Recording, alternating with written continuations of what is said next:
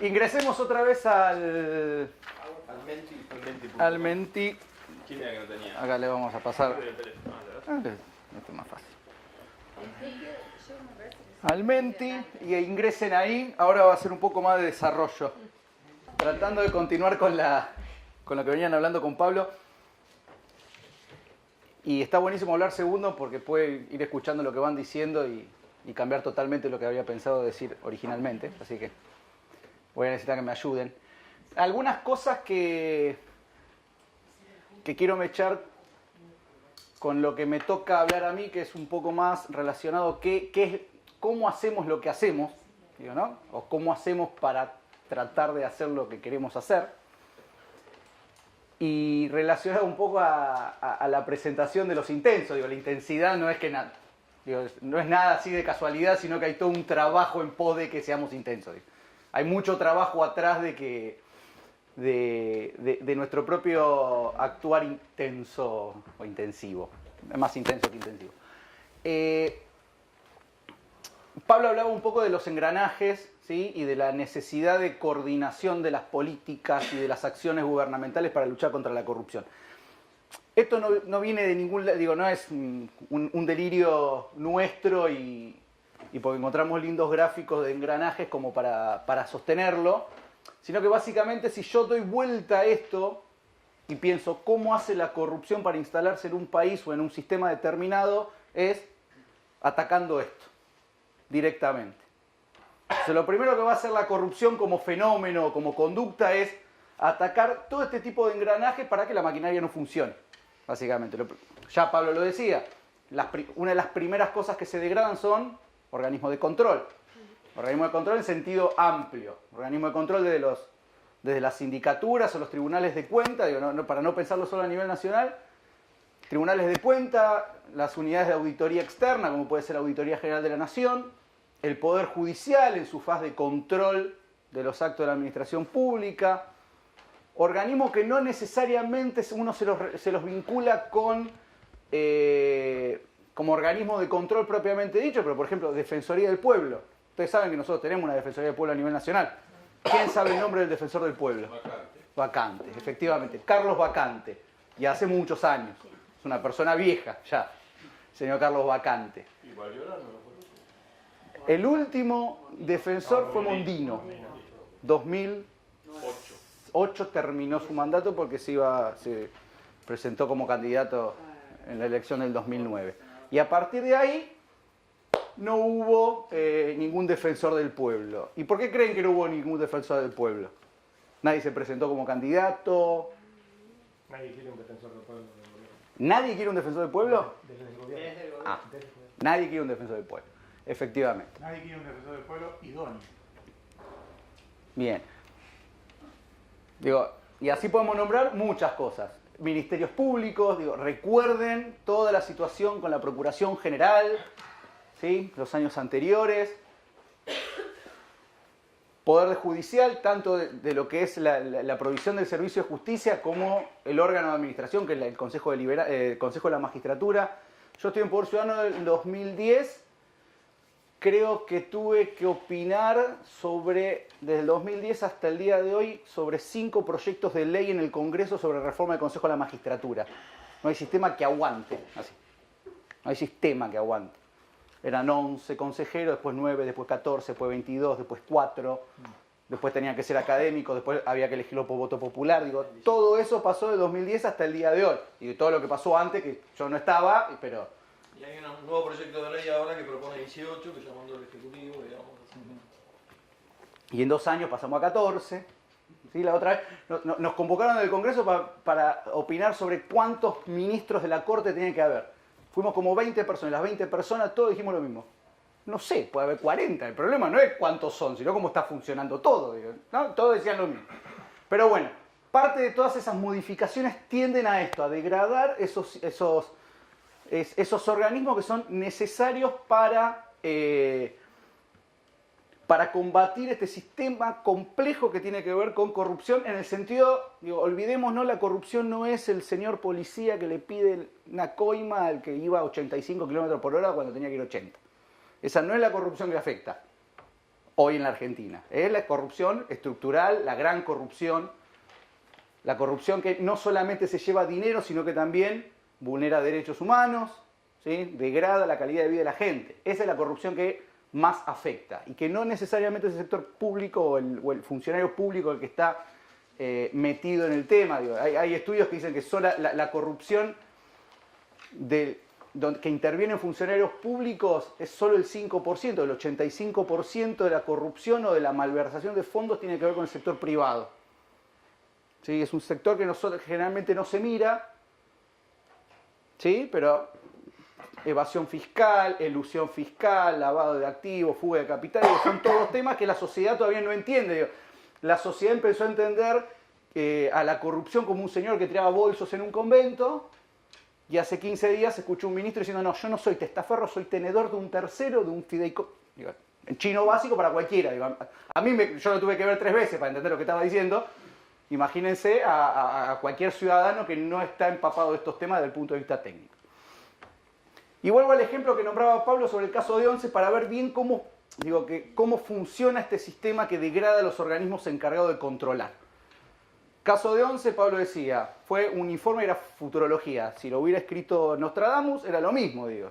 Casi vaticinaba, faltaba el horario en que se iba a estampar el tren contra la estación, pero estaba. Ahora, el informe salió, se publicó, se presentó en el Congreso. ¿Y qué pasó? Nada. Nada. ¿Y qué tuvo que haber pasado?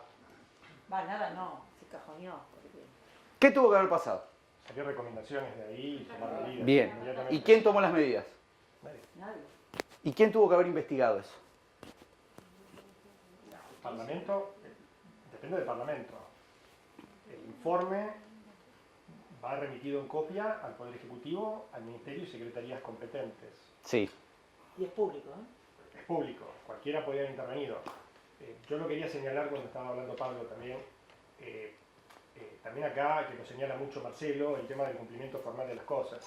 SIGEM hizo el informe, conocían perfectamente el grado de, valga la redundancia, gravedad que tenía la situación, y lo que hicieron es cumplir los pasos formales regulares. Yo no sé si le enviaron copia a las ONG con un llamado telefónico adicional o tiraron una copia como en el informe Rattenbach cuando fue la guerra de Malvinas, que apareció en un bar y a partir de eso nos enteramos todos.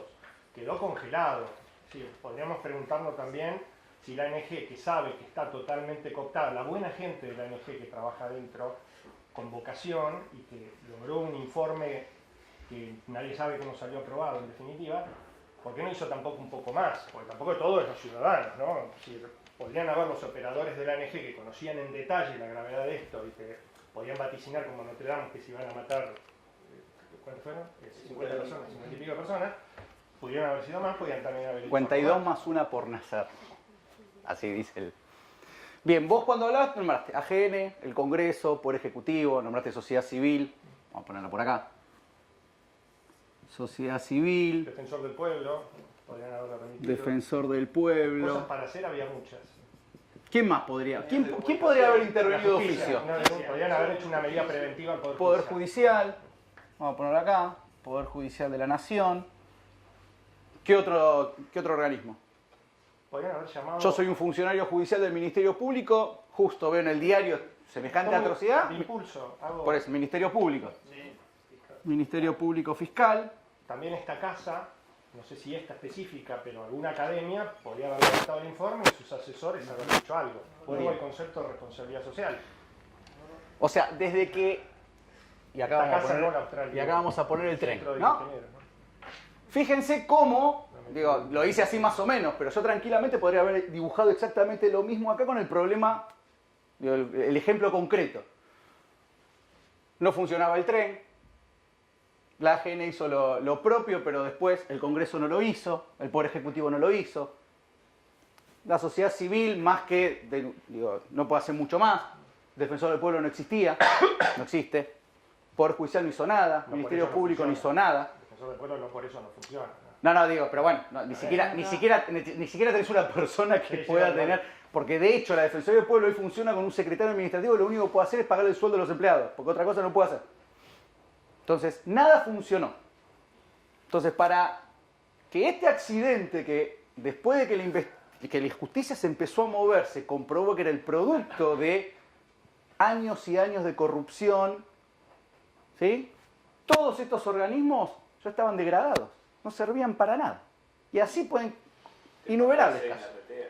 La CNRT. Que están Como todos, por acá. todos los Está intervenida hace más de 10 años y está ahí. todos los organismos de control de ese tipo están intervenidos.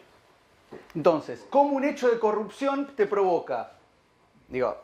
Este tipo de corrupción es la que preocupa. No solamente una degradación institucional, no solamente un beneficio indebido al funcionario público, no solamente un beneficio indebido a la empresa, sino que murió gente. Directamente atenta contra la vida de la sociedad. Y así podemos tener, en vez de que hubiera sido el tren, el derrame de una minera, o que se haya roto un caño maestro de agua potable que la obra la hicieron hace 1 año y medio. La famosa frase, la corrupción mata. La corrupción, bueno, ahí se empezó como a acuñar mucho mediáticamente la corrupción mata. Porque la corrupción mata, te puede matar en un solo acto, te puede matar de a poco, o te puede llevar los niveles de dignidad de la sociedad muy, muy por abajo. Entonces, por eso cuando nosotros hablamos de engranaje, tiene que ver con esto.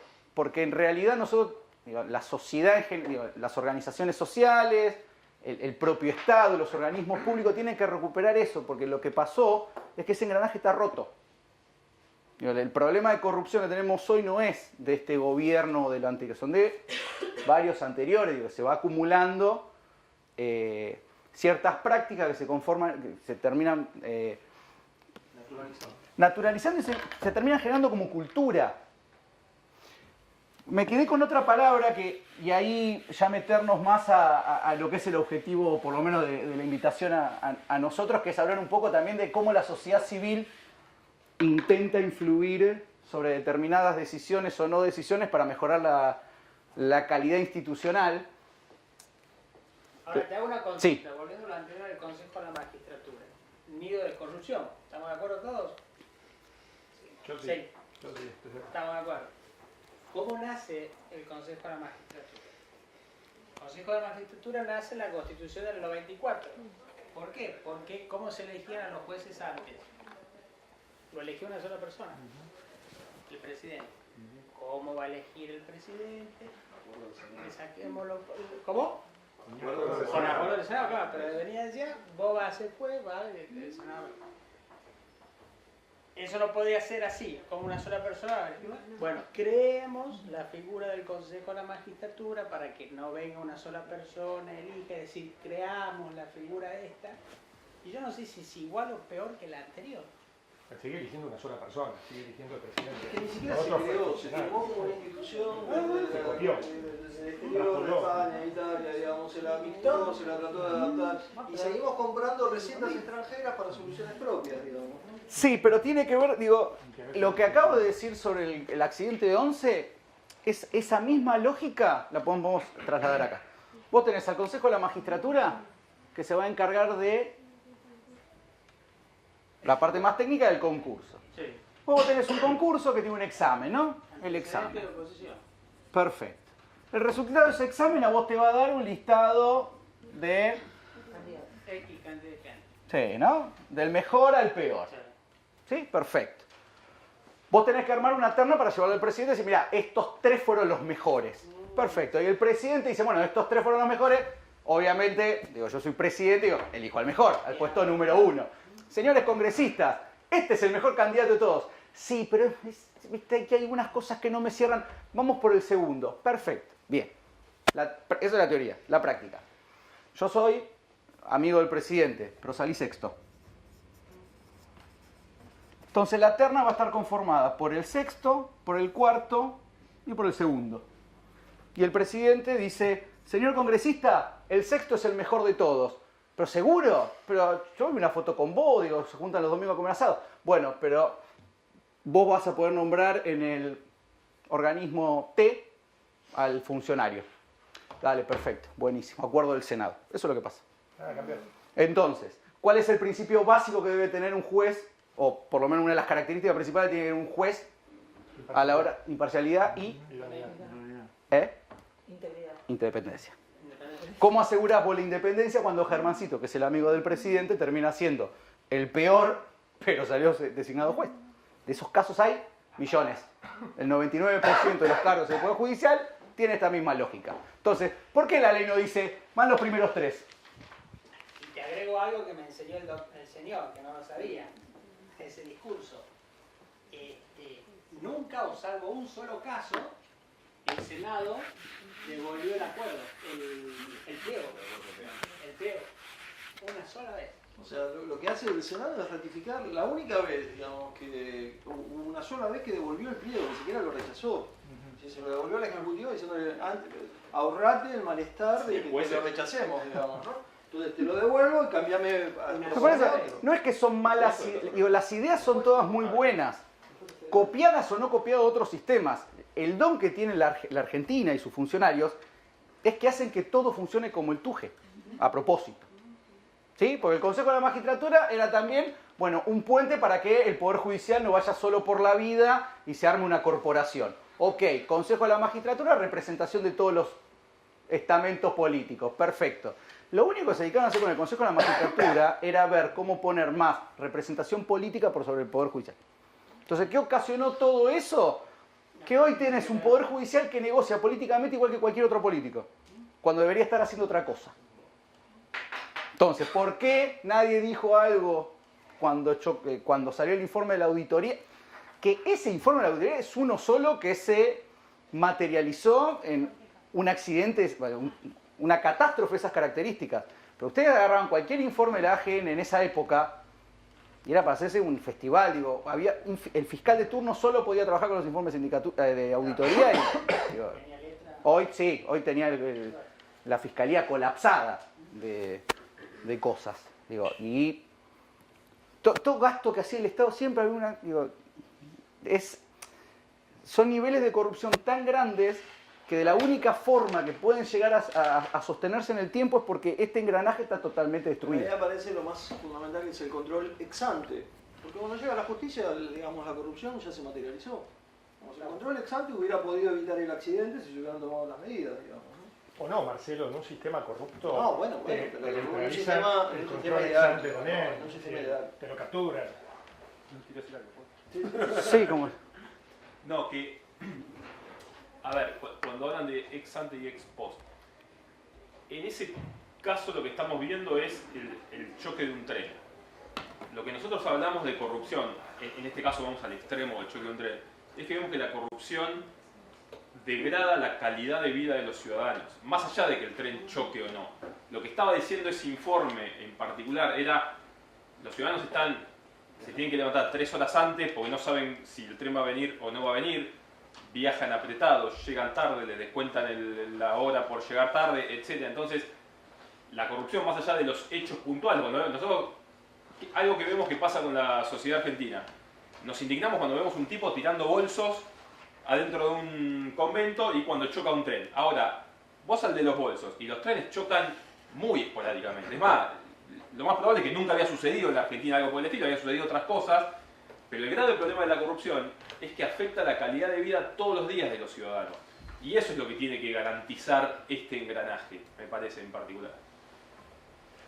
Una cosa que agrego, por ahí lo decís después, pero va a tono, que la muerte de estas personas, estos hechos traumáticos, tuvo un lado positivo, por decir algo, que fue que permitió, y en esto vuelvo a lo de la teoría general, y digo lo de la teoría general porque hay que explicar, para recordar que hay un artículo 22 que veda la intervención ciudadana. Acá estuvo Kaufman hablando y contó que fue a exponer gobierno abierto en el Colegio de Abogados a la Comisión de Derecho Informática y la destrozaron porque dijeron todo esto no sirve porque el 22 lo prohíbe.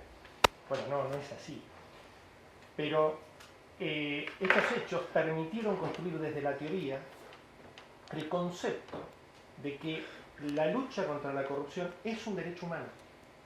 Porque, como dice Pablo, degrada, e hicieron la conexión teórica entre la cosa de la corrupción, que tiene ribetes estrictamente encapsulados en lo penal o en lo económico, y lograron conectarlo con la calidad de vida y los derechos humanos. Engancharlo con los derechos humanos abre un abanico técnico para acceso a justicia, para control del ciudadano sobre el estamento público, para actividades de la ONG, preventivo, correctivo, de reprimenda, de acción anticipada, fundamental. Es decir, lamentablemente tuvo que morir gente, no solamente acá, sino en el mundo, para poder mostrar cómo hay una conexión entre el concepto de corrupción y el de derechos humanos, que ha hecho un sigma dentro de las teorías de derecho. Es decir, esto permite que entre una ONG. ¿Por qué les dan acceso a ustedes?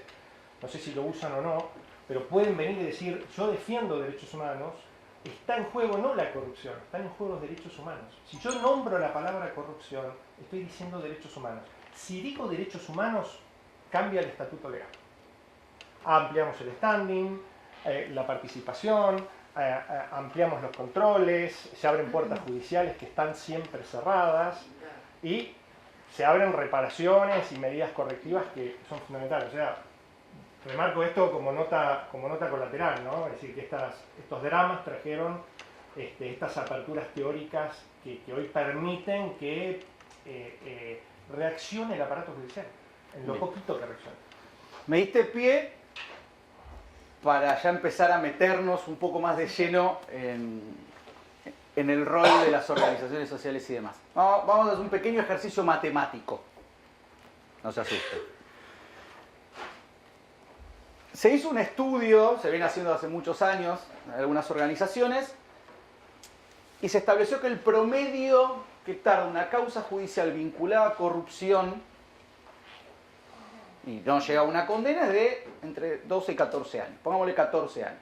¿Sí? Bien. ¿Cuándo fue el accidente de Once? 2012. ¿2012 o 2011? No, 2012. 2012. 2012.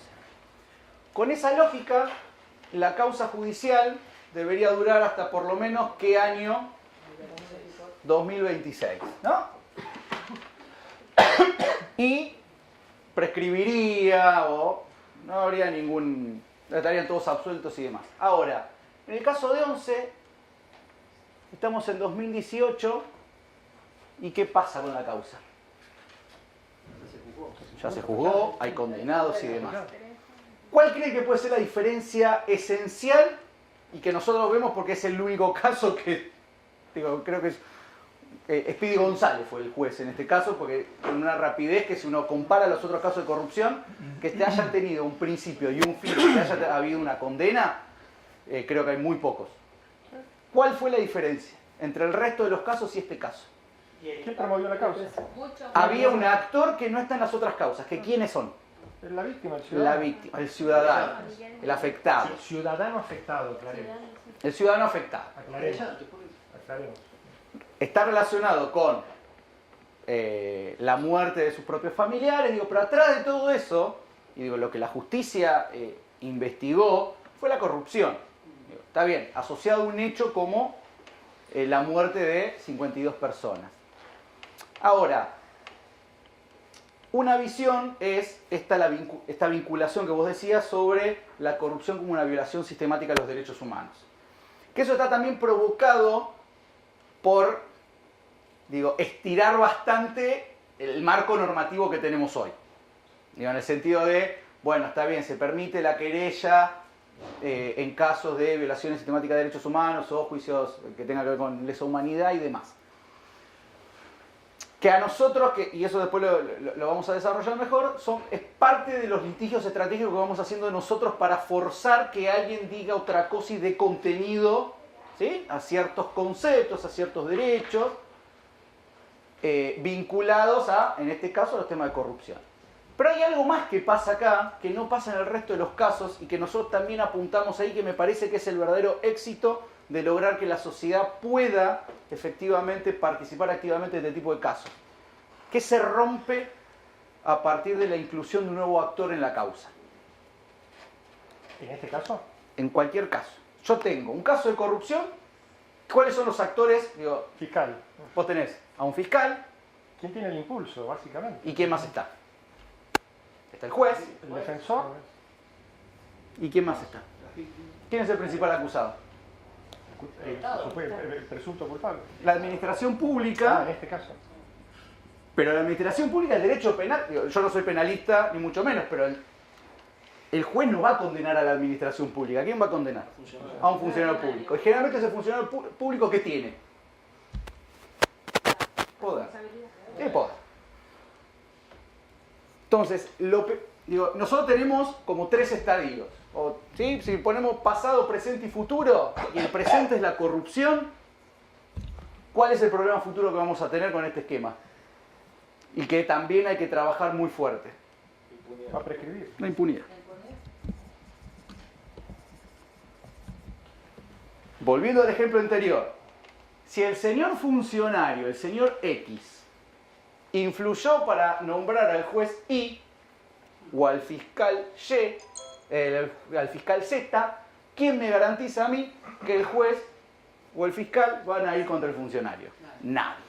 Tampoco te garantiza que vayas vos a accionar. Si está todo eso Ahora, obligado. metiendo a alguien en el medio, es como ¿no? El molesto, el intenso. Ahí está el intenso. ¿Qué hace? El que se va a inmolar. Le rompe las pelotas a este, ¿sí? Sigue persiguiéndolo a este. ¿Cómo disparé con eso? Y es más difícil. ¿Es suficiente? Pero Germán, justo en este No. caso, No. en este caso, se dio una situación muy particular que, bueno, sí sirvió de disparador a fenómeno, pero los que estudian los casos no pueden perderlo de vista, que es la pelea que sufre el juez con el ministro de Vida. Porque en este caso se había dado la paradoja de que el ministerio, ya no me acuerdo ni cómo se llamaba, Ministerio de Planificación, porque ahora le cambiaron el nombre. El Ministerio de Planificación y Obras Públicas, creo que era, pidió intervenir en la causa bajo una figura de dudosa legalidad para estos casos, que era como tercero damnificado. Le dan el acceso como... O sea, la causa iba para ese lado. La causa iba para ese lado. Eso generó que un abogado de algo de dudosa... Procedencia. No sé si procedencia, Profesionalidad. dejémoslo ahí, pero bueno, son esos accidentes cómicos que tiene la Argentina que hace que las cosas entren en órbita. Se dan cada tanto, pero no tienen una explicación técnica, sistémica, lógica o desde una teoría. Pasan. Bueno, ¿qué pasó?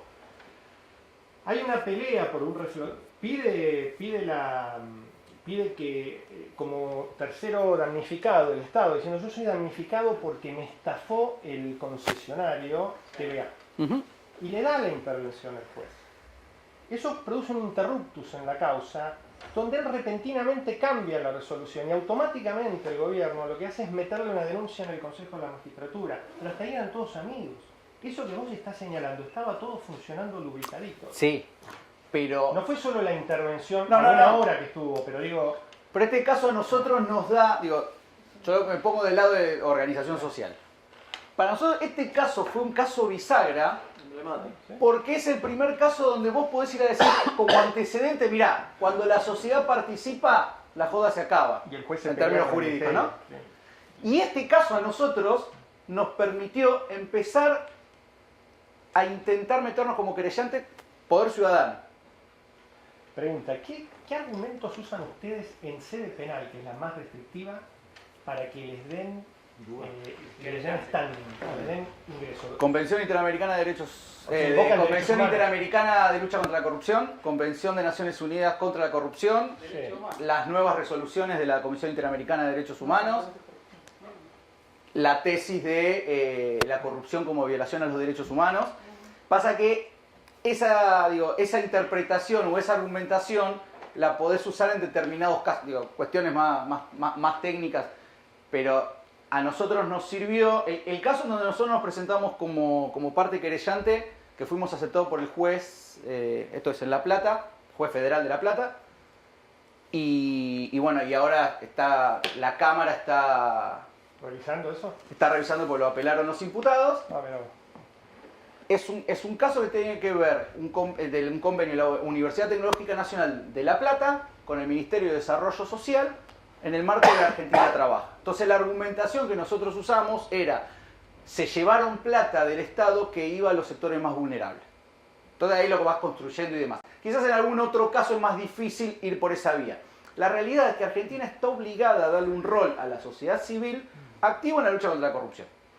¿Van ganando o van empatados? Por ahora vamos ganando. El juez Van logrando no cambiar nos esto. hizo lugar Sí. plantearon la falta de acción y el juez confirmó. Pero en el abanico de casos que tienen, esto lo Este están es el logrando. primer caso y el primero. Sí, sí, sí. Que de hecho, y ahí vamos a hablar un poco de una de las, o por lo menos las,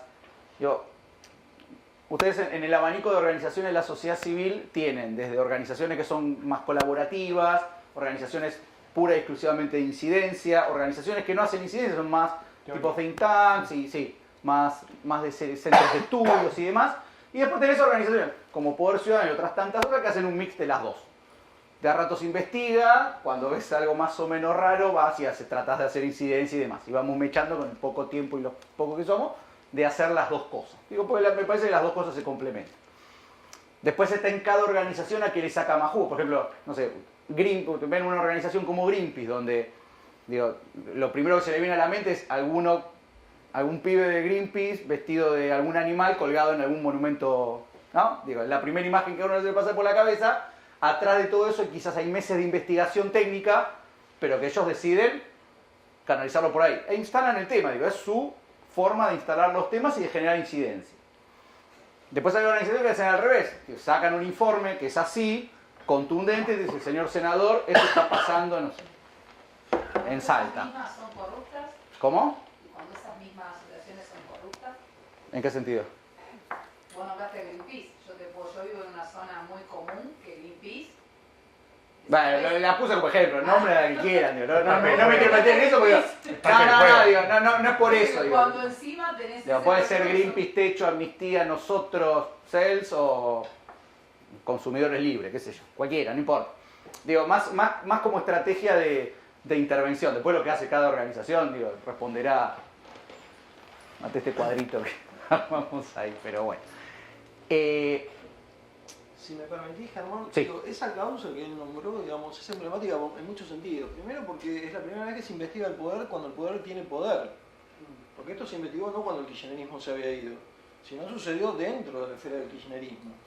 Rompió con todos los protocolos de la extensión de tiempo, digamos, hizo un uso adecuado de las prisiones preventivas. Es decir, no metió a preso a todos, sino que controló, digamos, que con un uso adecuado de la prisión preventiva igual se pudiera seguir adelante con los juicios. Investigó de manera profunda, de manera tal que generó una segunda causa, que es la que está ahora en marcha. Así que me parece que desde muchos sentidos se puede tomar como un ejemplo, que la justicia puede funcionar. Puede funcionar. Es un ejemplo, digo, para mirar el vaso medio... Sí, necesita aditivos. Exacto. Necesita aditivos, que en este caso son las familiares de las víctimas. Porque no es solamente que el familiar de la víctima pueda hacer una presentación judicial. Digo, y lo mismo pasa con las organizaciones sociales. No es tanto la posibilidad de presentarse judicialmente, sino el efecto que genera, y el efecto mediático que genera, y la presión social que genera. Digo, nosotros como organización, y después vamos a hablar bien de acceso a la información pública, pero para nosotros hacer un pedido de información pública es tan positivo que nos contesten como que no nos contesten. De las dos formas nosotros tenemos algo para hacer seguro. Ya sea incidencia por un lado o por el otro. O por el resultado de la respuesta o por la no respuesta en sí misma. Entonces, tiene que ver con eso. Yo estoy seguro, pero aparte es esto, de un universo de 300, 400 casos de corrupción, en el único que pasó fue acá. Estoy convencido de que si los familiares de las víctimas no hubieran sido parte en esto, este círculo de impunidad se generaba, se consolidaba y perduraba en el tiempo. Ahora, con los familiares de las víctimas, no solamente con los familiares de las víctimas, con las familiares de las víctimas, con la sociedad, con los medios de comunicación, mirando a esta gente, ninguno se iba a animar. Digo, han habido casos, pero digo, en estos casos así tan palpables, ninguno se iba a animar a quedar expuesto y tener que ir a rendir cuentas por haberse mandado alguna acción tangente, para decirlo de alguna forma, o cagada, más jurídico. Bien, una de las cosas que y a Poder Ciudadano le ha servido mucho, pero que no tiene que ver solamente con el conseguir un producto en especial, tiene que ver con lo que nosotros llamamos la incidencia a nivel judicial. ¿Sí? Nosotros hacemos incidencia desde varios lugares, digo, hay veces que somos más colaborativos y nos juntamos con los funcionarios, hay veces que somos menos colaborativos y salimos a denunciar alguna situación, y hay muchas veces que provocamos distintas decisiones por parte del Poder Judicial que tienen que ver no solamente con la decisión en sí mismo, sino que también las sentencias judiciales van marcando un poco el rumbo y el contenido a determinados derechos o determinadas políticas públicas, ¿sí? Si hay políticas públicas que vemos que chocan con algunos derechos, se planteará una inconstitucionalidad, pero después tenemos ciertas estrategias que tienen que ver con llevar el tema para algún lado, ¿sí? O darle más contenido, por ejemplo, al acceso a la información. Lo primero que hicimos nosotros cuando se sanciona la ley de acceso a la información era ver todas las potenciales inconstitucionalidades que encontrábamos para presentarlas. ¿Por qué? Y porque le vamos dando forma, va generando los antecedentes suficientes. Con el caso este de la UTN, nosotros lo que queremos es tener ese antecedente que permita a las organizaciones sociales poder ser parte en un caso de corrupción, ¿sí? Por ejemplo, otro caso, a ver qué opinan que hicimos nosotros. ¿UTN cuál es? Ah, lo que estaba contando antes, que la UTN de La Plata firmó convenios con Para Ministerio de Desarrollo, que ellos monitoreaban las obras de la Argentina Trabaja. Entonces agarraron y armaron un listado de 250 personas que eran consultoras, que agarraron... Club de amigos. No, ni siquiera. No, al revés. No, eran Agarraron graduados. los listados del Eran padrón de graduados de Santa Fe, desde La Plata, agarraron los de Santa Fe y pusieron personas y libraban cheques, falsificaban las firmas, se llevaron así. Hoy ya tenemos constatado 14 millones, muy probablemente esos sean 60 millones solamente en 3 años. Y fue todo tan burdo que Personas hasta no pusieron... sabían, Claro, estaban involucrados. nadie de sabía. las cuales había hasta un muerto. 3 muertos. Y la UTN Ya. supuestamente era un contrato ¿para hacer qué servicio de auditoría de? Era con Monitoreo de las obras que se hacían en la Argentina Trabaja. Son Argentina convenios, contratar a son un consultor convenios, a ver si se hizo determinada obra en, Son convenios de en el marco. asistencia. Claro. Ya no solamente quisieron Asistencia hacer una técnica. contratación directa porque era con una universidad, No, perdóname. por canal de contratación. No, sino porque aparte- eran convenios de asistencia técnica. ¿no? En ese momento los convenios con universidades no eran convenios de contratación directa, sino que eran directamente por medio de subsidio. Ahora cambió es por contratación directa. Pero se contrataba a las universidades para monitorear directamente lo que era la implementación del Plan Argentina Trabajo. Entonces ellos tenían la obligación de contratar capacitadores para verificar puntos de control, capacitación, formación y subcontratar gente. La gente que contrataron era ficticia porque era de otra universidad, o sea, eran de La Plata nada más. Esto era UTN La Plata. Esto era UTN La Esto Plata. era UTN La Plata. Hoy La regional de La con Plata. otra UTN. Pero no existía. Qué groserita, ¿no? Así que, digo, y esa fue la causa. La estrategia es generar ese antecedente. Obviamente seguir con la investigación, nosotros incluso, digo, se presentó por ciudadano, pero se presentaron, ya van 40 personas que se presentaron como querellantes, nosotros estamos dando patrocinio gratuito, digo, pero tratar de llevar esa causa para conseguir ese antecedente y obviamente que los responsables caigan, por decirlo de alguna forma, y que ver si se puede recuperar esa plata. Pero por ejemplo, yo les voy a contar un ejemplo, a ver qué opinan ustedes, cuál sería nuestra estrategia, a ver si los podemos contratar para trabajar con nosotros. En 2013, ¿se acuerdan que fue la gran... Siempre gratis, siempre gratis. Había salido un paquete de normas, de proyectos de normas, que salió con el lema de democratización de la justicia. ¿Se acuerdan? Estaba la reforma del Consejo de la Magistratura de nuevo, la ley obligada todos los años, medidas del gobierno medidas nacional. cautelares en contra del Estado, había la de ingreso democrático al Poder Judicial del Ministerio Público, y había una que era la del régimen de declaraciones juradas. Que uno leía el proyecto de ley y el argumento decía, vamos a garantizar la transparencia del patrimonio de los funcionarios y vamos a ser accesible a todo el mundo a través de Internet las declaraciones juradas porque estamos comprometidos con la transparencia.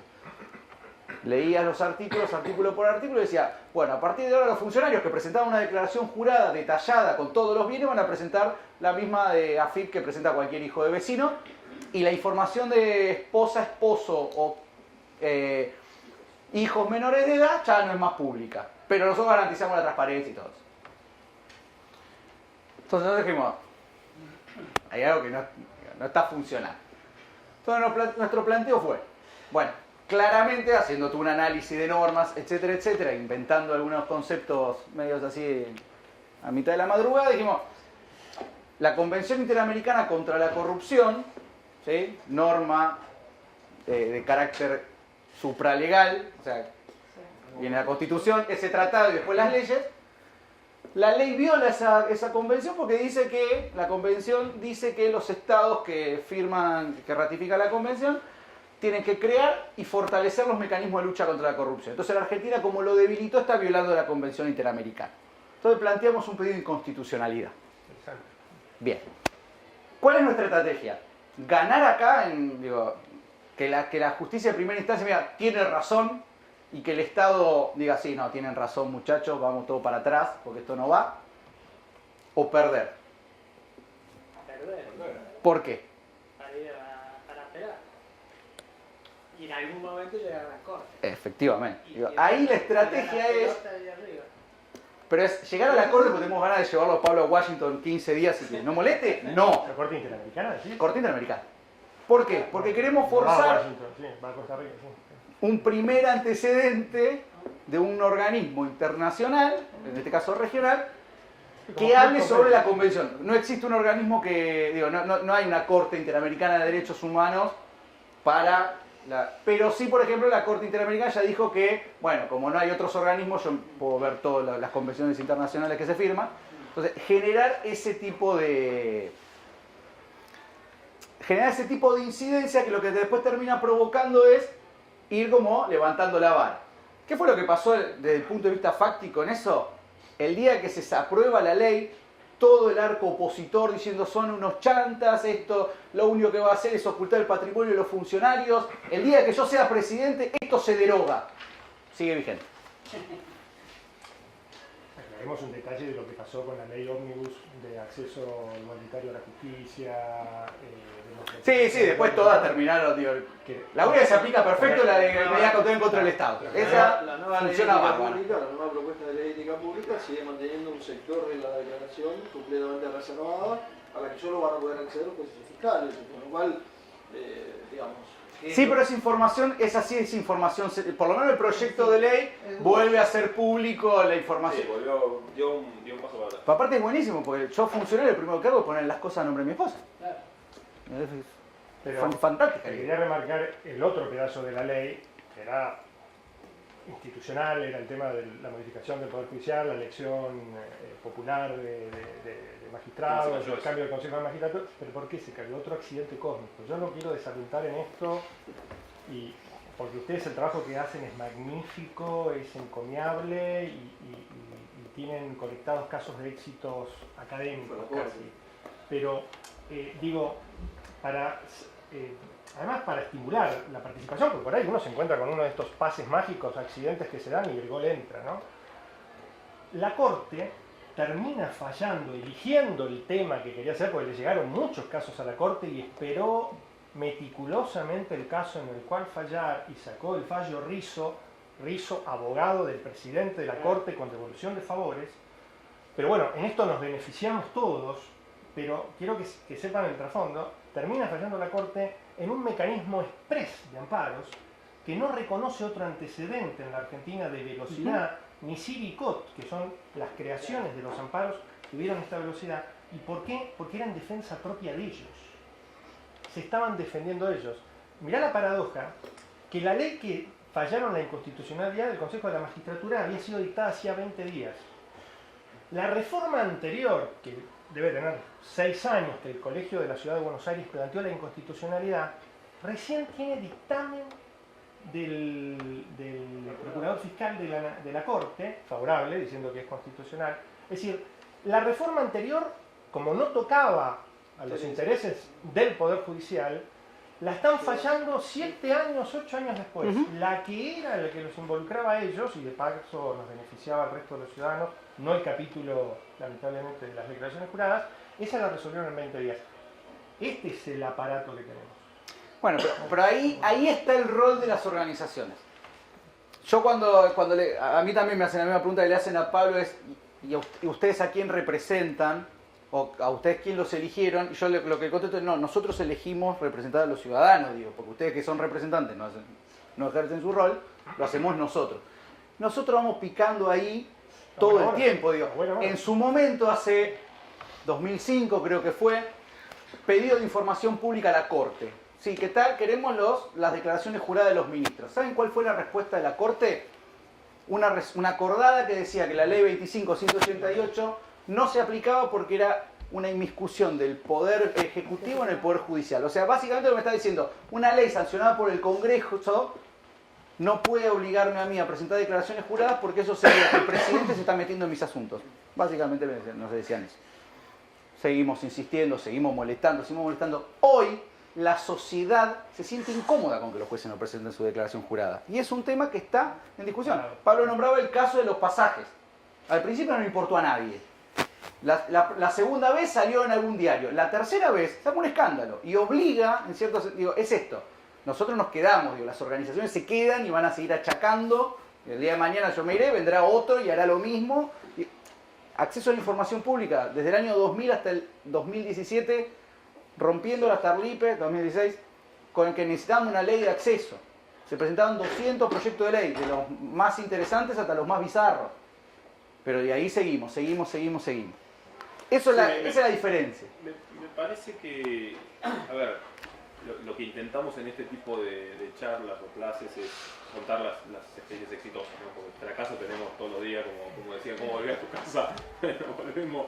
Cuando yo digo a lo que me dedico, digo, y entiendo si el otro me mira y me dice, bueno, la verdad que tu laburo es un desastre. De hecho, ya debo haber juntado con muchos fracasos en este ratito. Así lo que hacemos nosotros, y en este caso parece una frase hecha, pero es lo que hacemos es poner un granito de arena. O sea, es en esto de que, bueno, la Corte llega a tomar esa decisión porque indudablemente lo perjudicaba, sí, pero la sociedad civil atrás había hecho, nosotros por primera vez expusimos en ese caso a 12 diputados, 12 o 13 diputados, ¿verdad? 12 diputados. Una campaña con la cara de los tipos en todos los medios de comunicación diciendo, ustedes 12 que son los que están en duda de cómo van a votar esta ley, tienen que votar al revés, no, comimos puteadas de todos lados. Entonces lo que hacemos nosotros es sumar, me estoy bajando, cada vez que voy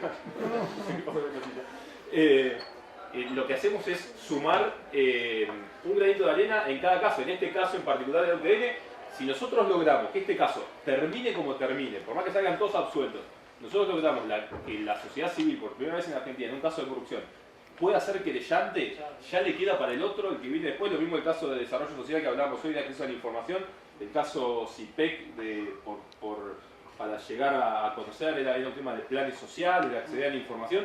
Fue un caso que nosotros ahora cuando escribimos un caso, decimos el caso CIPEC y ya se sabe de qué se habla en particular. Entendemos que el juego de poder pasa por otro lado, el juego de poder pasa por allá, el juego de poder pasa por la Constitución, por el presidente de la Nación y por la política que se nos ríe en el 99% de las veces y nos dice ustedes están jugando a la democracia un poco más. Pero por eso lo que insistimos nosotros es que necesitamos más sociedad civil y necesitamos más interacción de la sociedad civil, como les contaba antes, para lograr sumar un poquitito, que es lo que se puede llegar a hacer. Los éxitos son verdaderamente muy pocos y finalmente terminan, como vos bien decías, desencadenándose posiblemente por otro factor. Hay dos preguntas que yo quiero hacer. Una tiene que ver con, se ha iniciado una tendencia que cuando las ONG denuncian o incomodan al gobierno, al de turno, el que sea, digamos, pero lo digo particularmente, digamos, a esta administración, lo que se hace, ha pasado en el caso en la ciudad con la ONG Basta de Demoler, ha pasado ahora con denuncias sobre el tema de la constitucionalidad del cuadro tarifario. Lo que se ha hecho es el Estado contradenuncia a la ONG.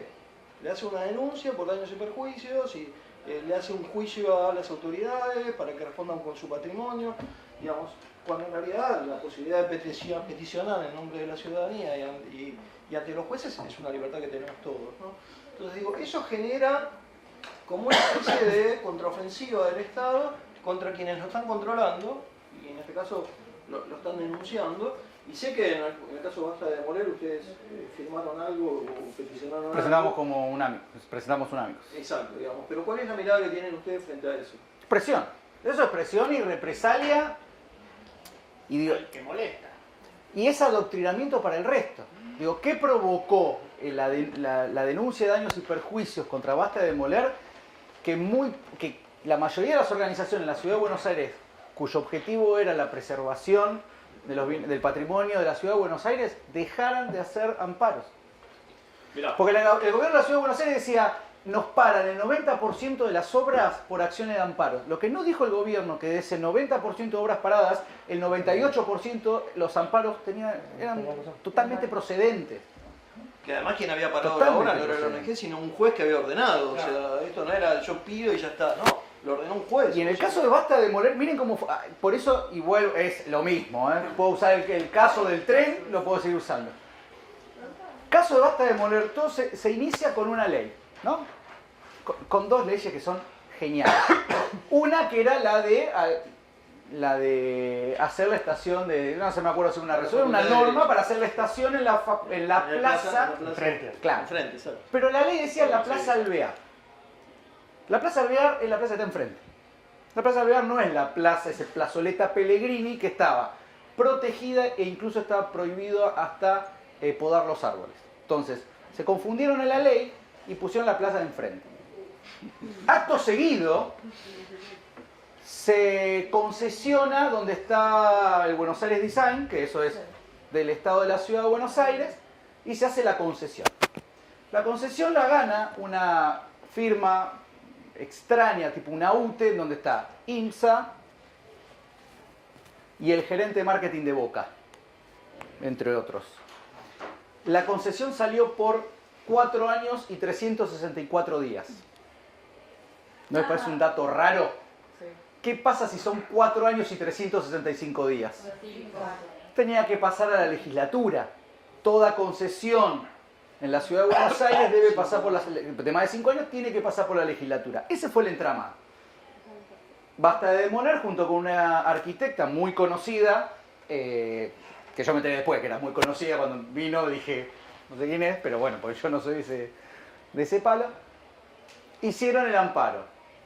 Medida cautelar, le dan la razón a Basta de Demoler y dicen, no, acá está prohibido hacer cualquier cosa, no pueden hacer una estación de subte. El gobierno de la ciudad apela.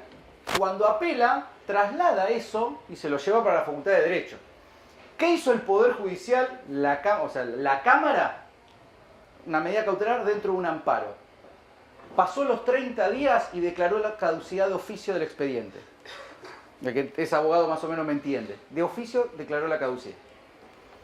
Declara la caducidad de oficio y la Ciudad de Buenos Aires y Metrovías demandan por daños y perjuicios a Basta de Demoler por 14.300.000 pesos, que fue lo que le salió a ellos correr la estación de un lado al otro. Mirá, Ese es el contexto. En el año, les voy a contar una anécdota con esto, que fue divertida. Pará, y un dato más. Acto seguido, un mes después, había otro reclamo con, creo que se llama el Palacio Rocatagliata, no sé, viene en Villurquiza. Una empresa constructora iba a construir un rascacielos, Basta de Demoler logró que conserven la propiedad. Hasta lo último que sé, había habido una mediación en donde los estaban amenazando con demandarlo por 300 millones de pesos. Porque son Basta los de Demoler. reclamos que les hacen los compradores a la Claro. empresa constructora. Y Basta de Demoler es una organización que creo que de presupuesto tiene 30.000 pesos anuales. O sea, la única estrategia ahí es amedrentar. Digo, no hay otra. Pero lo consiguen. Sí. De alguna manera lo consiguen, ¿no? Y la segunda pregunta tenía que ver con algo que salió en estos días. Déjame que cuento la anécdota perdón, política con perdón, esto. perdón. Año 2000, ¿cuándo fue los 25 años del poder? 2013. Y hicimos un evento Sí. en el Malva por nuestros 25 años y fueron encumbrados políticos. Piensen en quién era la persona, no voy a decir porque estamos grabando. No, 2014. 2000, bueno, no importa. Porque estaban todos los candidatos. Estaban los candidatos a la presidencia. ¿Quién era el más importante en la ciudad de Buenos Aires? Que hoy es el más importante a nivel nacional. Estaba esta persona conmigo que me estaba saludando, estábamos sacando esa famosa foto con el cartel atrás y veo que viene desparramando gente para atacarlo verbalmente Daniel Sapsay, amigo de la casa, y agarra a esta persona y le dice, por su nombre, le dice: dejate de joder con esto de Basta de Demoler, vos no podés estar acusando a la sociedad civil. Y la respuesta fue: les vamos a hacer pagar hasta el último peso todo lo que no nos dejan de hacer en la ciudad de Buenos Aires. Esa fue la respuesta que le dio a Daniel Sapsay, adelante mío, lo digo porque estaba yo de testigo. Y ¿Cómo no lo grabás? el tema viene por... No, sí. Pero venía por ahí, o sea, lo que creen verdaderamente es que ciertas acciones judiciales molestan a la forma de gobernar, que indudablemente si vos estás gobernando y querés hacer ponele que lo hacen en la forma súper transparente y con la mejor intención, querés hacer el subte, viene y te ponen una demanda que te frena eso y vos no se lo podés mostrar a los ciudadanos y te retrasa una obra pública, vos podés estar enojado. Ahora, es este juego, es el juego que hay entre el juego democrático que hay entre la sociedad civil y los gobiernos, donde, ok, nos tenemos que sentar a una mesa, tenemos que encontrar la mejor solución, querés que levantes la demanda, cuál es la oferta que le haces, y me parece que el poder, y yo después para cierre les quiero hablar un poco de algo que decimos siempre nosotros, que lo que intentamos hacer desde la sociedad civil es correr los márgenes de la democracia, ¿sí? Y se trata de esto, de sentar a los gobiernos a hablar con organizaciones, con ciudadanos expertos en determinada materia, para que no sea un solo, se dice musicalmente, un monólogo, digamos, del gobierno, las cosas que tiene que hacer, sino que hoy hemos avanzado tanto en la democracia que se tiene que ampliar este círculo democrático, que me parece que lo que tienen que terminar de entender los que están en el Ejecutivo. Y Toto, y así termino, porque prometí que les iba a hablar de acceso a la información. Toda esta rutita se las conté porque básicamente, ustedes piensen, si atamos todo lo que les conté, es acá el Estado no está enojado porque le sacaron una vía de acceso a los jóvenes universitarios al subte cerca, sino porque ese subte, que iba a estar en una plaza donde no se podía poner, iba a tener conectividad directa con un lugar que era Buenos Aires Design, que había sido concesionado a empresas amigas. Ese es el negocio. Entonces, ¿cuál era la bronca con Basta de Demoler?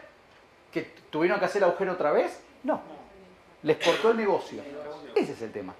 Porque después fueron y lo corrieron, y de hecho hoy es mucho más cómodo salir de la facultad y te tomás el subte que tener que ir, bajar, ir a Buenos Aires Design, ver qué hay, gastarte 2.000 pesos en alguna cosa, ¿no? Sí. Ese es el tema. ¿En qué quedó la confusión del nombre de la plaza? O sea, eso No, la ley, no me acuerdo si una resolución, está igual. quedó mal puesta. Sí. Pero igual Era para hacer solamente la boca del subte. O sea, se autoriza hacer la boca del subte en Plaza Alvear. Sí, no me acuerdo bien. Y en realidad tendría que haber dicho Plazoleta Pellegrini, porque estaban construyendo ahí. La plazoleta está enfrente de... Igual si son otro lado. Pero Y por por eso todo se volvió esto... abstracta la discusión, porque al sentar el gobierno, cambiar de lugar, Basta de Demoler dejó que la causa se cayera, porque ya, digamos, se había perdido sentido. El gobierno, en base a esa caducidad, dijo, sí, bueno, ahora te contrademando, digamos. Ahora que la causa se cayó, te contrademando porque el gasto fue tal de mover esto acá y vos vas a ser responsable. Y un poco en este sentido venía la siguiente. En estas horas se conoció que Greenpeace acaba de denunciar que fue presionada, digamos, por autoridades, o por lo menos por funcionarios, respecto a su estrategia de evitar el desmonte y demás. No sé si eso lo han leído, pero... No. Yo leí que hubo una acusación a uno de sus directores, me parece, ¿no? Una amenaza fue, como los vamos a...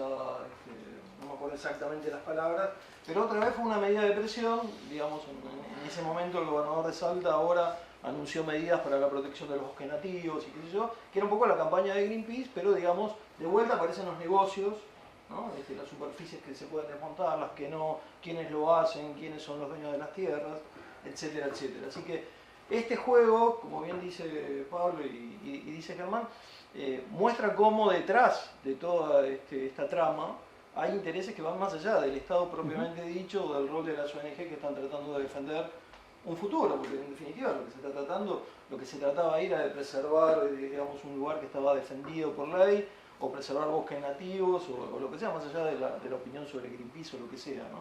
Digo, me parece que ahí es fundamental el rol de la sociedad civil organizada, ¿no? Así que lo destaco. Bueno, y así hay miles de casos que uno no conoce. Yo le nombro uno. En Chaco, una organización hizo un amparo porque iban a construir en Resistencia un shopping sobre el camino de Sirga. ¿Sí? ¿Qué hizo la justicia? Una medida cautelar. Perdón. Es la distancia que tiene que haber. Camino de Sirga es toda la zona de tierra, de la costa, donde no se puede hacer nada. El Camino de Sirga sí, son 13 metros según la corte, depende de eso de cada... Pues de la costa. No puedes plantar un shopping y no dejar costa. ¿Qué hizo la justicia? Sacó una medida cautelar, ¿sí? una prohibición a la ONG esa que inició el reclamo y a toda la sociedad, ¿sí? Para que se abstenga de hacer cualquier medida que demore o obstaculice la construcción del shopping. Eso Ese les fue viene el bien, fallo, sí. si quieren se los comparto porque es hermoso. Algo parecido están haciendo ahora con el tema de tarifas. La ONG que trató de pedir la inconstitucionalidad, se le pidió una medida cautelar para que esa y ninguna otra puedan... Los casos de las consultoras que hacían ¿Qué auto es? ¿Qué es? los índices de inflación, el precio del consumidor y qué sé yo, las consultoras privadas que el gobierno anterior denunció a todas penalmente. Sí. Digo, pasó, siempre pasa en todos lados. El que detenta el poder, el que mal detenta el poder, digo, porque son representantes, se toma esas atribuciones. Y la sociedad civil muchas veces es la que pone en jaque todo este sistema, es la que hace visible el negociado con las empresas o los beneficios indebidos que se toma un funcionario. Digo. Pasa siempre. Por eso es tan importante que sea la sociedad sea tanto a través de vecinos como de organizaciones.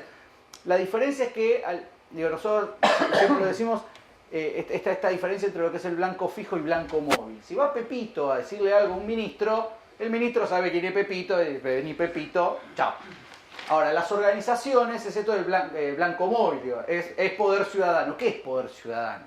Usted, si yo le digo poder ciudadano, cualquiera se imagina, digo, un edificio de este tamaño, con todos cráneos del derecho, de ciencia política y la economía, detectando problemas de corrupción o sugiriendo mejoras institucionales, y no, Son dos intensos. dos intensos y otras 3, 4 intensas más, digo, no somos más que eso. Pero genera esa cosa, ¿no? Poder ciudadano. Somos nosotros, digo, soy yo. ¿El fallo de Catamarca, de Chaco, De es Chaco. corte? El Tribunal Superior de Justicia, de allá de la...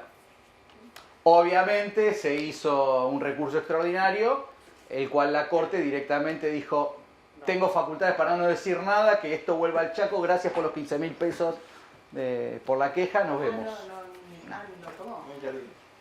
El tema es cuando la institucionalidad, la institucionalidad se usa para hacer cosas buenas o cosas malas. Son los mismos actores que te sirven para cosas buenas o para cosas malas. Entonces digo, es como la canción de la Versuit, ¿no? Podemos ser lo mejor y también lo peor, digo, es igual, lo aplica para todo. Bueno, ¿cuántos de los casos que manejan les llegan a ustedes por denuncias? Por denuncias de ustedes que plantean directa por la página, por ejemplo? ¿Ustedes tienen canal de denuncia? Nosotros tenemos un servicio jurídico gratuito que es el Centro de Asistencia Legal Anticorrupción, que tiene un doble rol porque nosotros tenemos ese servicio jurídico y también tenemos el que estudió abogacía en la UBA capaz lo conoce, la práctica profesional. La universidad tiene servicios jurídicos gratuitos que están llevados adelante por estudiantes, que es como una forma de devolverle a la sociedad todo lo que pone para sostener a tanta cantidad de abogados. Entonces, también somos un servicio social. Entonces, atendemos gente que no tiene plata para pagar un abogado o casos que tengan que ver con la organización. ¿La red por interés público de abogados no la tienen más? Ya no está funcionando. Porque ahora canalizamos todo con este servicio jurídico. La mayoría, a ver, recibimos denuncias, por ejemplo, el caso del UTN llegó por una denuncia. Ah, ¿eso fue una denuncia anónima? Fue una denuncia anónima, sí. Y el caso es un No. Es un denunciante de identidad reservada. Nosotros sabemos quién es. Sí, vinieron. Es un denunciante de identidad reservada. Nosotros somos sus patrocinantes. Y ellos, yo no. Pero hay otros casos en particular, por ejemplo, todos los de acceso a la información que les contábamos antes de la Ciudad de Buenos Aires o a nivel nacional, los llevamos nosotros como casos de litigio estratégico. O sea, para conseguir determinadas cosas, pero son casos nuestros. ¿Y quién banca todo eso? Yo no. Nada, los que financian... A ver, por ejemplo, todo lo que tiene que ver con el práctico de la UBA, ahí tenemos casi 20 y pico, 25 estudiantes que trabajan gratis para nosotros. Después nosotros trabajamos con proyectos de financiamiento, como todas las ONGs, tenemos proyectos de la Unión Europea, de la NED, en algún momento tuvimos de Ford, de Transparencia Internacional, algunos de embajadas, etc. Pero no trabajan con estudios privados. No, en una época teníamos lo que decía el señor de la red de interés público, que lo que hacíamos era derivar casos o sea, teníamos una red de abogados voluntarios, que lo que hacía era, nosotros teníamos un determinado caso y el abogado lo tomaba o no. Pero en algún momento se volvió como demasiado engorroso, no le dedicaban tampoco el tiempo que había que dedicarle y fue por una política de transparencia internacional que decidió crear estos centros de atención de casos de corrupción, y en ese caso agarramos muchos casos de interés público. En los últimos años nos fuimos como dedicando más a casos de acceso a la información y de corrupción. ¿Ser el capítulo argentino de transparencia significa que Transparencia Internacional financia algo? No, lo que pasa es que te permite acceder a determinados fondos. Transparencia Internacional accede a ciertos fondos y también los pone a disputa, digamos, de ciertos capítulos. Lo que pasa es que a veces necesitan, no sé, aplicar un proyecto en 5 países de Sudamérica. Entonces, bueno, es medio obvio que lo vas a terminar ganando. En otros casos, competís con otros capítulos. Pensá que hay, no sé cuántos capítulos, hay más de 100 capítulos en Transparencia Internacional. Pero no es que te dan $50.000 al año, nada que ver. Pero sí facilita mucho que ellos tienen, no sé, hay un proyecto muy grande que tenemos nosotros que tiene TI con Canadá, y nosotros ahí recibimos un fondo muy grande porque lo aplicamos en Argentina. Bueno, obviamente no vamos a llegar. Vamos a hablar un poco de acceso a la información, que acá nos pidieron específicamente. Pablo decía que era uno de los derechos más importantes para estas temáticas, ¿sí? El derecho a acceder a información pública. Ya todo el mundo lo conoce, sabe lo que es. Pero más allá del derecho en sí mismo, ¿sí? Nosotros decimos que es un derecho humano fundamental, porque lo dicen los tratados, lo dice la Corte, etcétera, etcétera. El pedido de información pública es una herramienta esencial y primordial para poder llevar adelante cualquier proceso de participación ciudadana, de control social, de monitoreo de políticas públicas. Digo, si yo no tengo la información necesaria para poder participar, muy probablemente no pueda participar, ¿sí? Bien. Durante muchos años en Argentina no tuvimos ley de acceso a la información pública, teníamos a nivel nacional y solo del Poder Ejecutivo un decreto reglamentario, un decreto que había salido en el 2003 junto con otras herramientas. Se reguló la audiencia pública, lo que se llama elaboración participada de normas, y teníamos este anexo que era sobre cómo hacer un pedido de información pública. Luego de una batalla de muchos años, logramos conseguir una ley de acceso a la información pública que en teoría se aplica a los 3 poderes del Estado, si bien tiene algunos principios básicos y estándares internacionales de los que uno ya venía hablando casi como un loro, repitiendo todos los años, se empezaron a incorporar algunas medidas novedosas que vienen relacionadas con el uso de nuevas tecnologías, todo lo que tenga que ver con el formato de datos abiertos, etcétera, etcétera. Eso, a grandes rasgos. ¿Alguien hizo alguna vez un pedido de información pública? Digo, acá hay abogados, tengo entendido. ¿Hicieron un pedido de informe? Contesta. Acá contestan. Nunca jamás en la vida. Bien. Pregunta al doctor. ¿Tengo alguna formalidad para hacer un pedido de información pública? No. Bien. La ley establece, ¿sí? Lo primero que tenemos que saber es que la ley establece que no va a haber ningún tipo de formalidad para presentar un pedido. Por lo tanto, yo voy a poder poner Germán Emanuel, de acá de la paternal, con tanto. Le quería preguntar cuánto gana usted, señor ministro. Saludos cordiales, para un poco más respetuoso. Y el Estado está obligado a contestarme, ¿sí? No se requiere ninguna formalidad. Otra pregunta. ¿Yo le tengo que decir al funcionario por qué quiero esa información? No. Bien. Eso es lo que se llama el interés legítimo. ¿Sí? La propia ley también me dice que no debo, no estoy obligado a manifestar interés legítimo. Parece una tontera lo que estoy diciendo, pero por ejemplo en la provincia de Buenos Aires sí. Entonces vos tenés que decir por qué querés esa información. Porque es mía en realidad. El interés legítimo está dado porque es información que es mía. ¿No? Una de las cosas más ¿Cada provincia poéticas. tiene su historia? Cada provincia tiene su ley de acceso a la información. La que lo tiene. La que lo tiene. Hay algunas que todavía no lo tienen. La que lo tiene, e incluso las provincias donde la autonomía municipal es marcada, también tienen ordenanzas de acceso a la información. Pueden adherir a la ley nacional. Sí. Pueden adherir, sí, pero como no es una ley que se aplica en todo el territorio. Digo, esto aplica para el Estado federal, claro. El Estado nacional.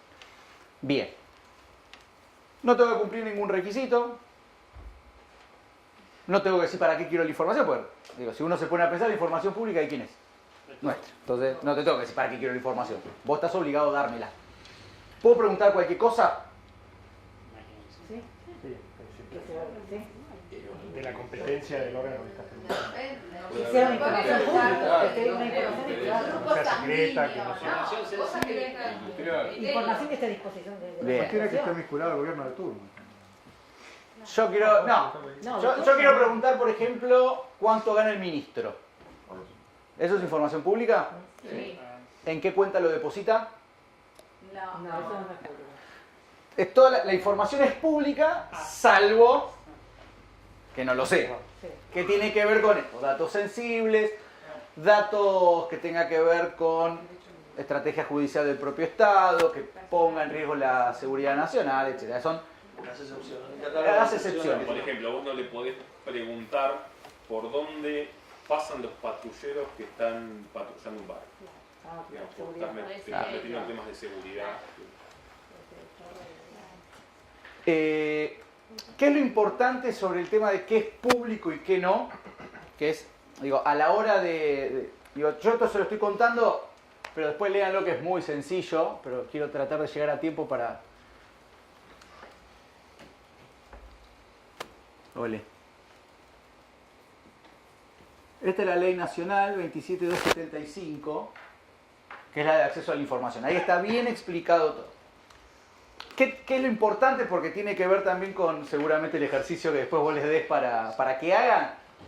Todo es público, salvo que la ley determine que no es información pública, pero taxativamente lo que dice la ley. ¿Sí? Es Artículo 8, ¿se acuerdan del artículo 8? solo lo que dice la ley. La administración pública, al organismo o al funcionario que uno le está pidiendo información, no puede decir, no, bueno, en realidad nadie me dijo que esto era público. Sí, por default es todo público, salvo lo que estrictamente dice el artículo 8, creo que es, ¿no? Sí. Bien. Exactamente.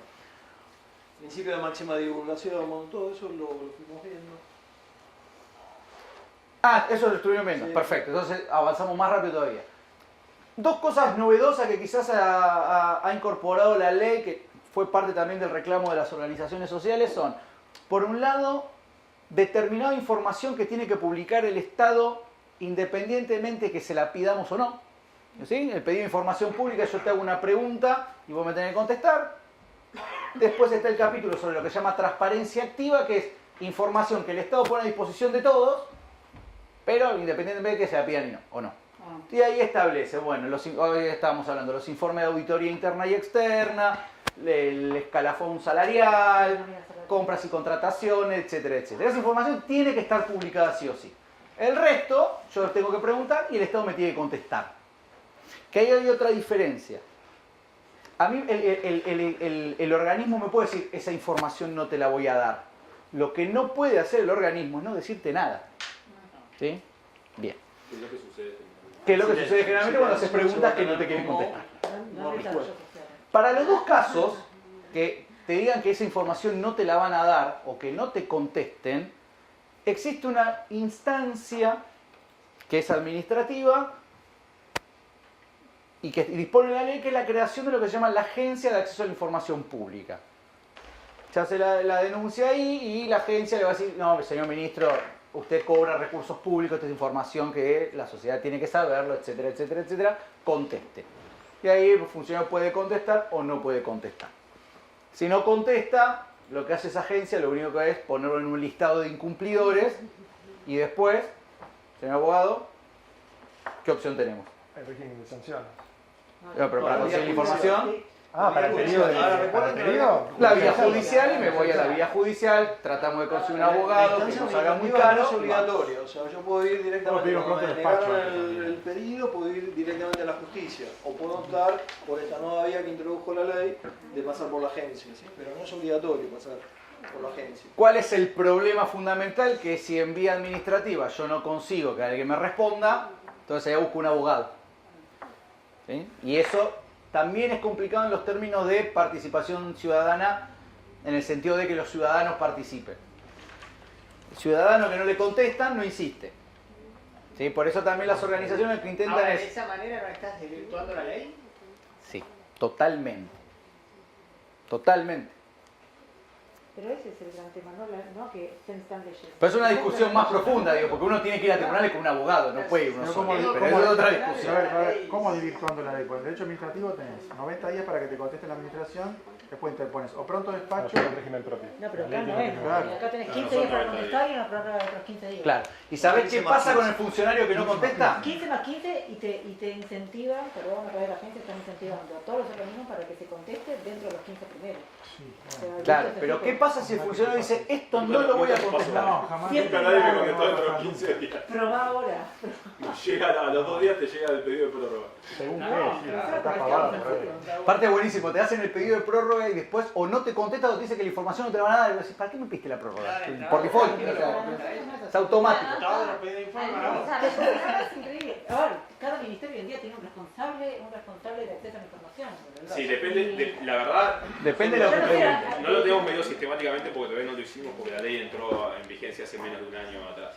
Porque se está incentivando muchísimo. Lo que sucede es que, si, como decía el señor, si preguntás pavadas, te contestan enseguida. Nosotros hicimos algunas preguntas sobre el caso del ministro de Trabajo de Triaca, sobre intervenciones, etcétera, y tuvimos que ir al órgano garante, y una vez que fuimos al órgano garante, ahí recién nos contestaron. A ver, nosotros nos levantamos a la mañana pensando preguntas difíciles para que no nos contesten. Hoy La como realidad también es cosas, esa. ¿Ustedes qué recomendarían? ¿Ir al órgano garante? Seguramente como ONG quieren poner a prueba el órgano garante, ¿no? Tenemos visiones encontradas. No, es que yo tengo otra. Yo prefiero siempre ir a la judicial, porque me parece que un fallo Cortás el judicial camino. te da... Pero Pero no le también hay que privás a la probarlo. no le privás a la administración de si vas al garante, darle la oportunidad de presionar por ese lado, o sea, por algo Sí. está previsto. Sí, bueno, pero Porque la nosotros agencia en está realidad no funcionando. pensamos para cada caso en particular, depende de lo que estemos preguntando. En el caso del Ministerio fuimos al órgano garante, en el caso de Ciudad de Buenos Aires, por ejemplo, que tenemos un problema manifiesto con ellos en cuanto a que no contestan absolutamente nada, yo no voy a ir al órgano garante a que me hagan el jueguito de... Porque el órgano garante no sé cuánto tiempo tiene, Perdón, 40 días en la más, ciudad, más los ¿cuál es el 30 órgano que garante? En la ciudad, ¿cuál es el órgano garante? La ley dice que vos podés optar. Si vas a la instancia Sí, no, administrativa, no, tenés que no, agotar la chica, instancia que se administrativa llama- para ir a la Una agencia como la judicial. de la- Si no, Sí. puedes optar por una de las dos. Ah, está. Pero si vas a la Sí, administrativa, por primero- la ley 104. Al garante derecho, sin pasar por el otro. No, vos vas directo, vos podés optar, o hago la denuncia a la Agencia de Acceso a la Información, o voy y hago el amparo directamente. No, claro, Esa eso sería justicia. podés ejercer esa opción. Ahora, Yo te hablo si el de ex- la administrativa. Virtual es fácil. si tenés que, una vez que resuelve... Recién voy al garante. Hay que entrar por No. la clave 2. No, la instancia administrativa digo, está sustituida por por la agencia de acceso. Pero son dos, ¿o no? No, O el garante es uno Germán, solo. es uno solo. Y el pedido de Digamos, acceso se como hace... ellos van a tener que hacer un pedido de acceso a la información pública, digamos, y lo van a hacer seguramente de manera individual, hay dos maneras de hacerlo, directamente frente al ministerio, en el ministerio donde se presume que está la información, o se puede hacer de manera virtual, directamente ante la agencia, digamos, ¿no? Entonces, Y la agencia lo deriva. el tema es que para acceder a la agencia hay que entrar por AFIP, es lo que yo entiendo, y hay que tener clave fiscal. Y entonces ahí aparece cierta sensación Creo que a mí que me en causó clase otro día. grado 3, no sé cómo Sí, cazzo claro, de- Dos. Pero ahí me pareció a mí Bueno, cierta pero por ahí sensación. porque es portado. Pero, el trámite a distancia. O sea, El que- trámite a Claro. distancia. Entonces hay que tener clave. Claro, pero me apareció cierta sensación a mí cuando yo lo intenté hacer, es de ¿por qué yo tengo que dejar mi huella de que lo estoy pidiendo y tengo que entrar por la página de la FIP que controla mis impuestos? ¿No hay una sensación extraña ahí, digamos, en obligarme a mí desde la Agencia de Acceso a la Información Pública a que el pedido se encauce vía FIP? Todos los trámites que hay que hacer hoy, Para ser bueno con nuestro principal enemigo que es la Ciudad de Buenos Aires, en Ciudad de Buenos Aires no es así. Vas a entrar directamente a la página y haces el pedido, pones tu mail para que te manden la información. Bueno, si ustedes optaran, los que optaren por hacer el pedido vía virtual, van a tener que entrar por AFIP, trámites a distancia, clave fiscal. ¿Eh? Sí, bueno, pero está bien, pero pareciera... No sería la primera vez que AFIP te encuentre algo. Digo, Sí, de vuelta, hablando de la presión, se han utilizado los organismos del Estado para condicionar la conducta de los ciudadanos. Más de una vez se usó la Administración Federal, digamos, de Ingresos Públicos, para presionar, porque el solo hecho que te manden una inspección o lo que sea te molesta, por más que tengas las cosas bien, digamos. Sí, no fue la decisión más feliz haberlo hecho así cuando podés hacer un formulario web y listo. Lo marco porque a mí me generó una sensación ambigua. Cuando quise entrar, yo suponía, digamos, que era mucho más fácil, y me mandaba todo el tiempo a la página de la FIP. Dije, No, y aparte tenés que Entonces dije, hacer un trámite de tema de distancia, la primera vez no es fácil. Yo lo hice la semana pasada. Bueno, Tenés que hacer un tema de vinculación de cuenta, de tu cuenta de la FIP con tu quit, etcétera, Porque tenés que crear el mediante el servicio. TAB, exacto. Tenés que bueno. crear el servicio. Pero hay un match ahí que es bastante raro. A mí me sugiere... Bueno, vos dijiste que lo hagamos con tu nombre. Lo pueden hacer con el nombre de la universidad, con mi Si nombre, quieren yo no firmar tengo problema, por no tengo nada ciudadano que firme, esconder. no tenemos ningún problema. Nos es más fácil después para litigarlo. Sí, lo hacen por el nombre de poder. Bueno, acaban de ofrecer acá también que se puede hacer a nombre de Poder Ciudadano, así que lo pueden No, tú hacer. tienes que acompañar estatuto y toda la pelota. Santa Fe la tenés, acabo de entrar en Santa Fe y nos reíamos, porque en una parte te pregunta si sos una persona jurídica o una persona humana. Sí, porque No sé qué Porque el Código Civil ahora Código llama Civil persona llama humana y Persona persona persona jurídica. física se define como persona humana es por el ahora. Código Civil. Así que digo, esta cosa de ¿ustedes le aconsejarían ir acá al ministerio o lo aconsejarían, digamos? No, yo lo haría por escrito. Por escrito. Siempre por escrito. Falta que para escrito tenés que llevarlo a... A mesa de entrada. No, yo lo diría que- repártanse mitad y mitad a ver si... Algo que está pasando y nos está pasando, por ejemplo, con casos de Ciudad de Buenos Aires. Que también por ahora no hubo ningún problema. Sí, ahora lo vamos a Ah, ver. ok, claro. Después no queda constancia de tu pedido de información. Nosotros tuvimos que plantear, nosotros estamos patrocinando a una persona que hizo un pedido de información pública por el formulario de Ciudad de Buenos Aires y no tiene constancia. Ahí lo que hicimos fue intimar al gobierno de la ciudad que lo presente, nunca lo presentó. Entonces no sabemos tampoco hasta qué nivel se deja constancia de los pedidos de información que se hacen. Entonces por la duda vamos por escrito. Cosas a tener en cuenta, para así vamos cerrando, pero para que les sirva para el ejercicio que van a hacer. Siempre recuerden que va a ir dirigido al organismo, ¿sí? a la autoridad del organismo a que le quieren hacer la pregunta. Si quieren saber el salario del ministro o el secretario de Energía, va a ir directamente a la Secretaría de Energía o al Ministerio, digo, ¿no? En teoría vos podés, siempre tiene que ir a la máxima autoridad, que en este caso es el ministro. ¿Qué pasa si yo quiero preguntarle al ministro de Energía y me confundí y se lo mandé al ministro de Transporte? ¿Qué debería hacer el Estado? Girar. ¿Sí? Eso sépanlo porque muchas veces te contestan y dicen, no, esto tiene que ir dirigido en... Dale, me podés llevar vos. Viven todos en la misma casa. Bien. Siempre una pequeña presentación. Hay toda una discusión en torno a qué datos poner. Hay una realidad. Uno se tiene que identificar porque la respuesta tiene que llegar a algún lado. Entonces, si uno no pone nada, la respuesta no va a ningún lado. Entonces, lo ideal siempre, bueno, Josecito, Pepito, domicilio tanto, un mail, porque ahora también se está usando mucho que las respuestas vayan directamente por correo electrónico. Y, bueno, me presento, quiero determinada información. Y ahí vamos a la parte de lo que sería la solicitud de acceso a la información. Yo siempre aconsejo, a ver, ustedes van a ser una persona que quiere preguntar algo que muy probablemente a alguien del otro lado le moleste. Entonces, ¿qué va a hacer del otro lado? Tratar de contestarlo de la forma más ambigua posible. Entonces, si yo hago preguntas ambiguas, pues del otro lado voy a tener respuestas inexactas. Entonces, ¿cuál es la mejor forma de hacer las preguntas? Lo que se llama APDB, en otro momento les digo cuáles son las siglas. Preguntas bien concisas, bien claras, como si digo, ¿cuál es su salario mensual bruto, señor ministro? ¿Me podría pasar una copia de su recibo de sueldo, señor ministro? Así. ¿Cómo sería ambigua? ¿Tenés algún ejemplo que hayan pedido algo que les hayan... El caso de publicidad oficial, nosotros le pedimos cuánto gastan en publicidad oficial con la empresa y el tipo de servicio que se paga, y los tipos te contestan Clarín, 24 millones diarios. No te está diciendo absolutamente nada. No te dice quién es la empresa que está, lo que les contaba ahí, quién es la empresa que está atrás de Clarín. Digamos, en el caso de Clarín la conocemos, pero encontramos páginas que no existen, que se llama elinformante.com, no sabes quién está atrás de eso, y te dice por servicio web. ¿Y qué es servicio web? ¿Quién firma esa información que te suministra? ¿Hay algún sello? Sí, sí, están los responsables de acceso o el funcionario si todavía el organismo no tiene responsable de acceso. Otro tema también a tener en cuenta a la hora de formular esas preguntas, fijarse de no caer en ninguna excepción. ¿Sí? Supónganse en el caso de, ¿me pasa la copia del recibo de sueldo? Supónganse en el recibo de sueldo hay algún dato sensible. Muy probablemente del otro lado que no te quieran contestar te van a poner, como esto tiene información sensible no se la puedo entregar. Entonces uno le va a tener que contestar, no, mirá, pero la ley dice que si hay información sensible vos tenés que tachar y bla, bla. Y esto es una contestación que lleva meses. Entonces siempre tratar de ver las preguntas que no toquen ningún tipo de excepción que está establecido por la ley. Si pedís documentación, fotocopia de convenios y más, ¿te los mandan?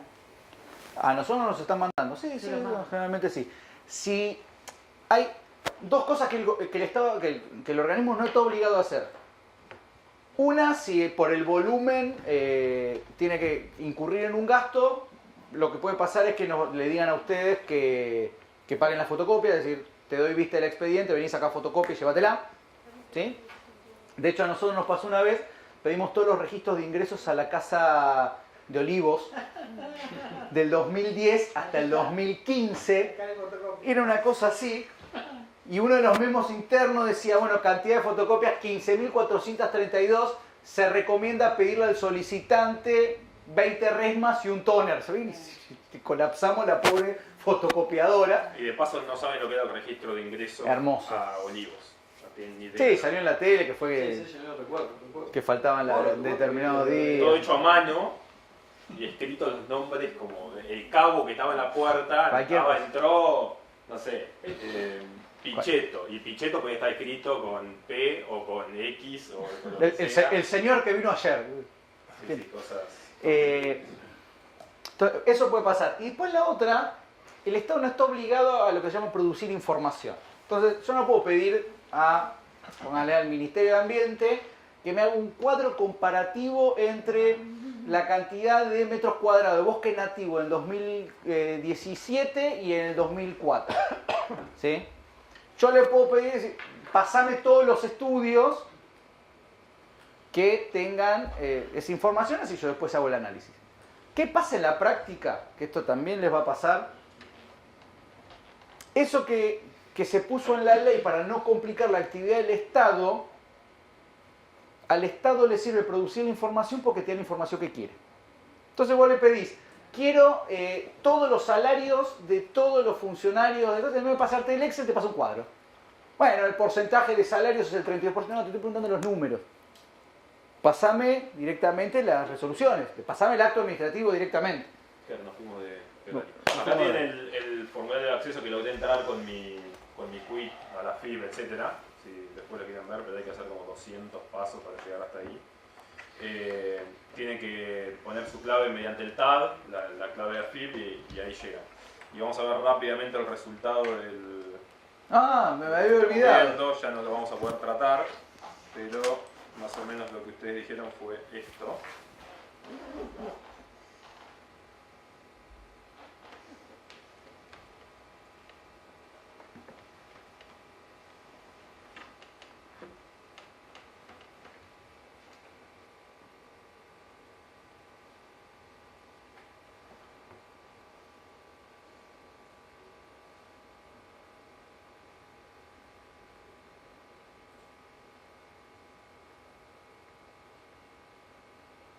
No tengo ni idea de qué significan los colores.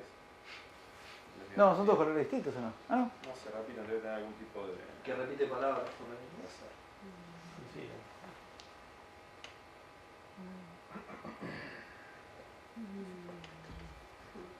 Pero bueno, la idea era que charlemos sobre esto, pero me parece que ya se nos fue el tiempo.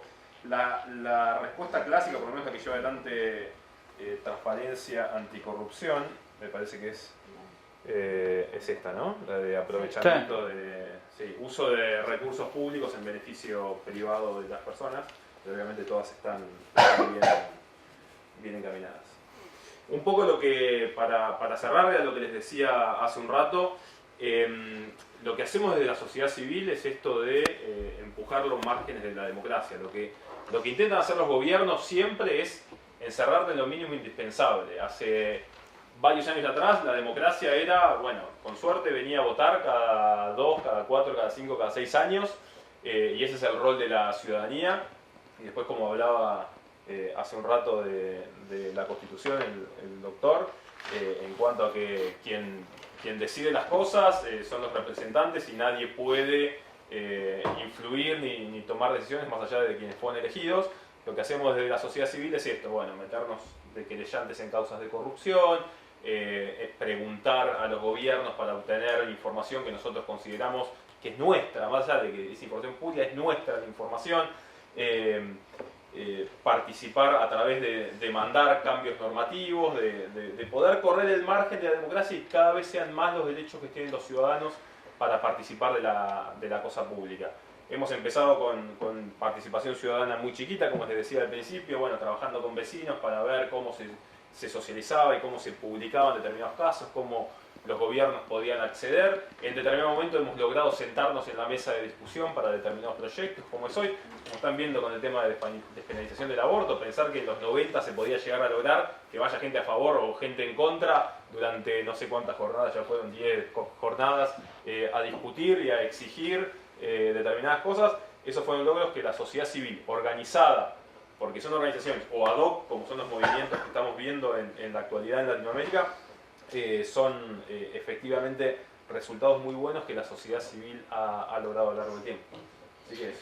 Bueno, estamos llegando a la etapa final, al cierre del curso, así que para mí es un poco de emoción y un poco de alegría al mismo tiempo porque ha sido un curso magnífico.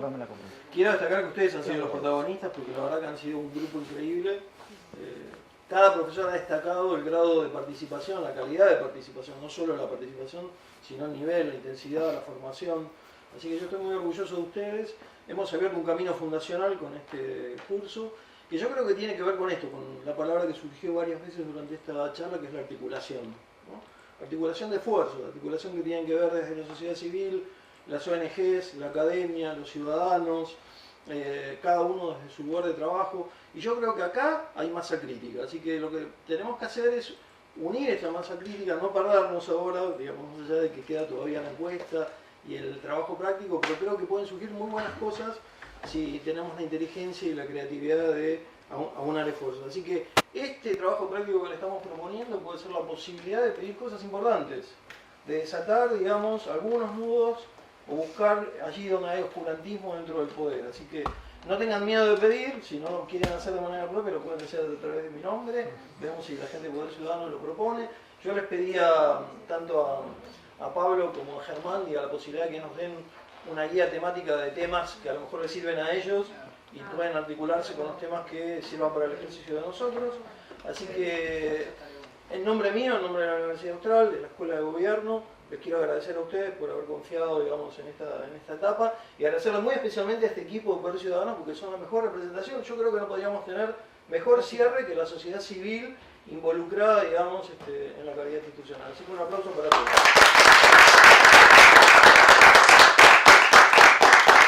Si tienen problema con la respuesta, no les llegan a responder, nos avisan y ahí tenemos el equipo de abogados. Tienen patrocinio gratuito. Eso seguro. Eso es lo que más gusta.